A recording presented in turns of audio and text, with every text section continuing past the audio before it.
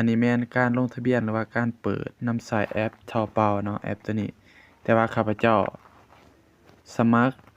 ผ่านหรือว่าล็อกอินผ่านแอปตัวนี้ทุกคนนี่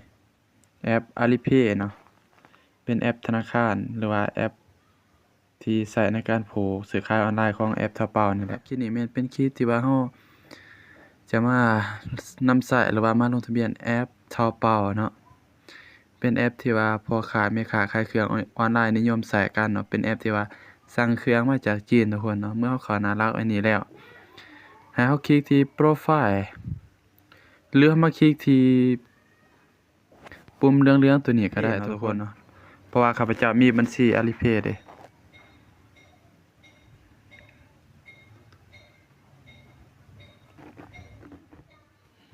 โอเคเราได้รับรหัสยืนยันแล้วเนาะ9921มาพิมพ์ใส่เลยบัดนี้นะ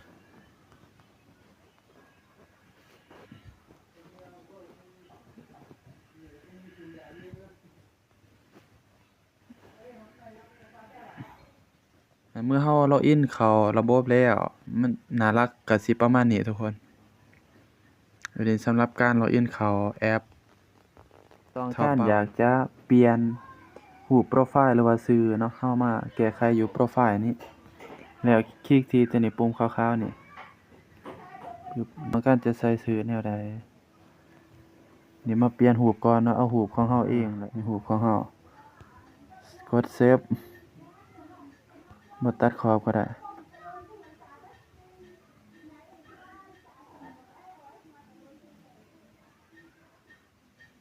โอเคนี่มาใส่ชื่อลินเนาะนี่เราใส่ชื่อลินเด้อว่าเราจะใส่ชื่อแบบใดอาคารNY ประมาณนี้แหละปึ๊บเซฟโอเคอันนี้แม่น ID Taobao เฮาเนาะเฮาแก้ไขได้บ่ ID Taobao แก้ไขได้บ่เนาะบ่ต้องไปสนใจกับอันนี้ก็ได้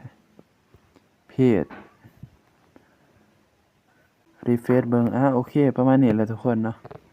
อันนี้แม่นหลังจากเฮาแก้ไขโปรไฟล์แล้วก็สิประมาณนี้อีกวิธีหนึ่งอันนี้แม่นวิธีการเปลี่ยนภาษาอยู่ในแอป Taobao เนาะทุกคนเนาะแอป Taobao กดที่กาฟันเฟืองแล้วก็มาเลือกที่นี่ตัวภาษาจีนยาวๆเนาะเฮาก็อ่านบ่เป็นดอกตัวทำอีทเฮามาเลือกที่ลำดับที่13เด้อทุกคนเด้อภาษาไทยแล้วเฮามาเลือกเป็นภาษาไทยเนาะภูมิภาคส่วนสกุลเงินการชำระนะมาเลือกเป็น USD นี่แล้วกดยืนยันหรือว่าบันทึกทุกคนโอเคแล้วเราก็สิเห็นในเมนูหรือว่าหน้าหลักก็เป็นภาษาไทยเนาะทุกคนเนาะนี่มันก็สะดวกในการผูกข้อมูลหรือว่าอิหยังก็แล้วแต่ก็ว่ากันไปเนาะ